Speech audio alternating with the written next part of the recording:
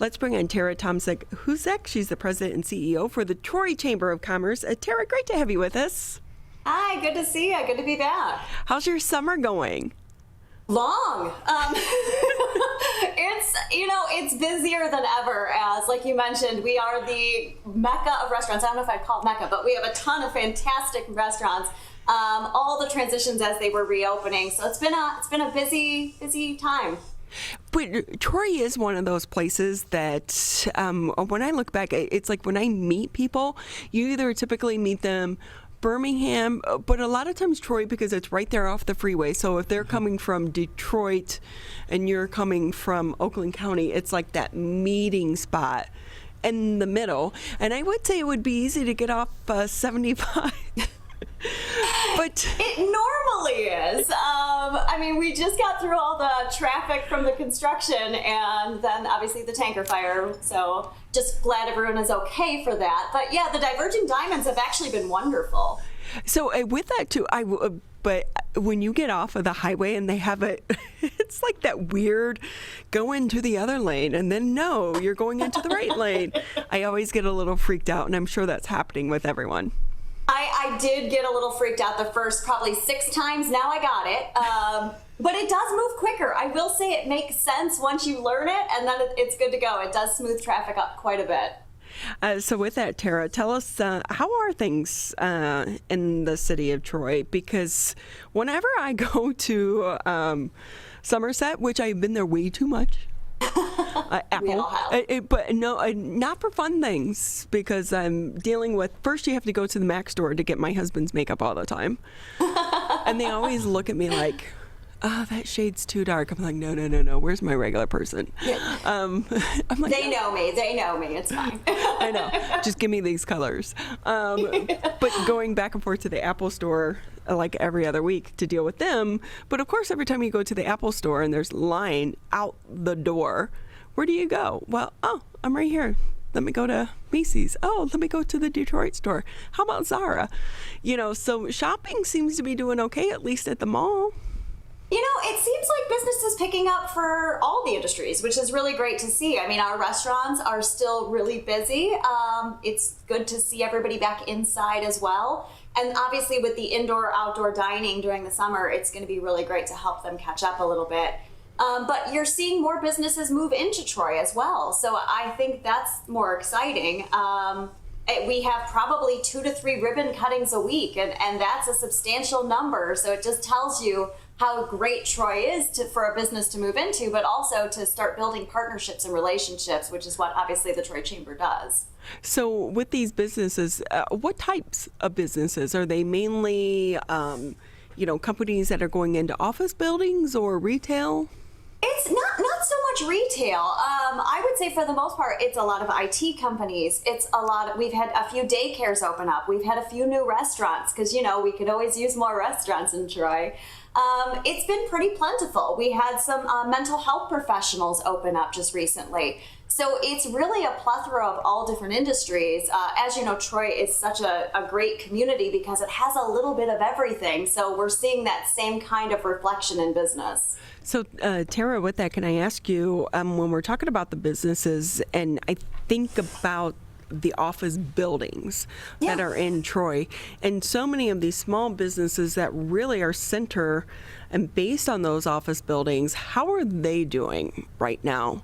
Because we know a lot of places are only coming back like in a hybrid situation or a 50% capacity. I think it varies. I think the pandemic has taught us all, we do have the ability to work from home in a lot of businesses.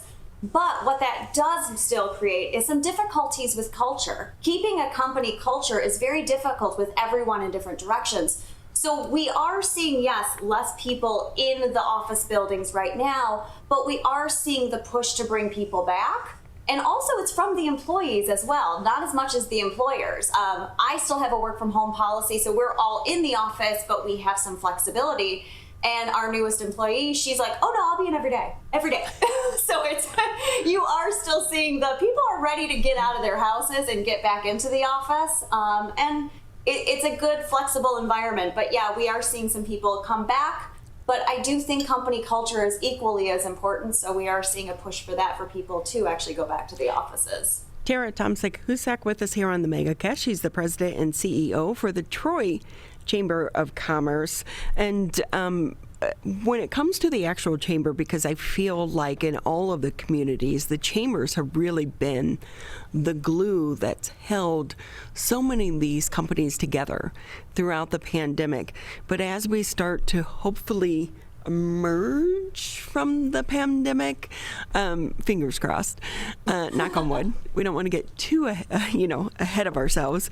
How is that, do you think, going to impact the chamber? Have you seen more members come in and realize the value of what you have to offer?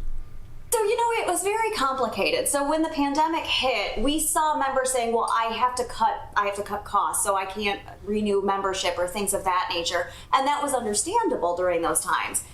But then halfway through, they realized I lost all the resources that I need. So then they all came back. So it was one of those things of like, even it was sometimes some of our members just took a month or two off and they're like, we made a mistake, we need to come back. And we've seen that transition. We've seen more members come. I think the reality is a lot of people don't really know what chambers do. And chambers currently are kind of the extension of any company. So we help connect people to more businesses. But in this situation, we changed. We're actually in the process of rewriting our vision and mission statement because we realized we started becoming the education angle. We started to, if you didn't know how to switch your business to go to an online format, it was my responsibility and my team's responsibility to help you get there. So we started increasing like how we can build people's marketing reach. We started working on what types of education do you need to help your business succeed. And I mean, we even help people fill out grant paperwork. So it's one of those things of a chamber is there to be an assistance to any of these businesses. And I think people finally saw that because nobody really realized how much help they needed until a pandemic hit. And now we're seeing all of these businesses who did reach out, get a little more successes, see the wins that they really needed to move forward. So it's great for us because we can be a part of their success, and that our sole goal is the success of our businesses. So it's great to see that. So with that too, you were mentioning that you're working on changing your mission statement just a little bit because it seems like you've had to evolve and pivot. I hate that word, throughout this pandemic, but also to make your organization stronger because you realize what really does work and what some of these businesses need, even outside of a pandemic. Well, and I mean, a chamber's mission is always to connect, provide connectivity to businesses. And that's great, but there's more to it. Connectivity is not that, hey, let's meet at this location and catch up. Like, that does occur. We will never eliminate our networking because that is the bread and butter of what we do, but we realized we needed to do much more. And how we put that now into life and into vision and where we move forward is really going to be pivotal. I changed the word pivot for you because I, too, am so sick of that word. Right. But it is super important to showcase that we're more than that. And we have to be more than that for our members because our members need more. And that's on us. And we look at some of the people, especially when it comes to the small businesses, more so like the mom and pops, and social media has really been so vital throughout this entire pandemic. And they don't know social media. They're not hiring a staff to get them through a pandemic by changing their social media or their websites up. So with that too, do you think that we're going to see an explosion, or at least these small businesses understand and keep up their social media platforms? I think it's both. I also think it's the education around social media. One thing people don't know is, yes, you shouldn't post 7 times a day on one platform. And I think it's the training and the education of, hey, here's where the analytics work. Here is where you're going to showcase your business. I mean, we had one business who was targeting probably 50-year-old plus demographic, but they're like, so I got to learn TikTok and Snapchat right away. I'm like, no, stay in the Facebook world. So it's really kind of the understanding of what social media can do to help your business, but also understanding where you should be in that mix. And I think that's where it's been a little more helpful. And we've been sharing our members' news, so we keep saying, hey, tag us, like our Troy Chamber on Facebook, like us on Instagram. because then we share your information out and they're like, oh, we didn't know you would share our stuff, but and you're like, no, we can do that. It's a button. But it's those pieces. It's really about the education of where you should be and how you're going to get your message out, because the business strength is really, it determines on which channels you utilize. And along with that, too, it's like what you were just talking about with tagging and how it works. And I was just explaining this to someone else. I was like, no, why are you doing this? Why don't you do A, B, C, D, and E? And you don't have to have a huge PR firm behind you. Sometimes it's just trying to educate yourself by... I mean, the huge PR firms are a help. I will say, kudos when you can get them. Exactly. And when you reach that level, good for your company as well. Exactly. So with that, Tara, going through the summer into the fall, anything big and exciting coming to the city of Troy? We have a lot going on. So it's fun to have our events back in person. So we, one thing that we are doing, and it's going to be on August 12th, we are hosting a diversity summit. So this is actually prone towards businesses, and it's for HR professionals. It's really it's a workshop format. So it's not just a lecture. So we're gonna actually have all the employees would be able to come in, and we have 3 fantastic speakers speaking on all different topics, the diversity do's and don'ts, the diversity in leadership, what is the difference between equity and inclusion. We're going to actually have coursework for you to take back to your business to start your diversity and inclusion plan for your company. And it's actually great. So Beaumont is our presenting sponsor. So Beaumont actually covered the cost for all the member attendees. So it's an absolutely free event to come and get all of this education, which that would normally be almost like a college course to get all this information in one shop. So Beaumont is covering the cost for members. There is a small fee for non-members, but it should be a fantastic event because you truly can have transformation in your D&I plans in your own company, and it's completely free. So when is that event? And you said it's going to be in person? Yep, it's in person. It's actually at Embassy Suites in Troy, and it's the morning of August 12th. And it's a 2-hour session. You'll get to hear a bunch of different variety of topics, anything from legal advice, all of the above. But I'm excited because I believe, yes, you can talk all day, but what is the tangible things you can take with you, the worksheets that you can do to help your company move forward, and the takeaways for that. So it's a very strong aspect of do the work. Here's the stuff, here's the guide. Now you can go and run with it instead of having to search on your own. And what I love about this is, we can't discount being back in person because we know, especially at events such as this, it's the organic conversations that happen with the person next to you that can lead to those connections that then, take you on a different path or your business on a path. So I would imagine they just sign up through your chamber website. You just go to troychamber.com, go to chamber events, and you will see our list of events. I mean, we have things on change management, which I'm sure we all need right now.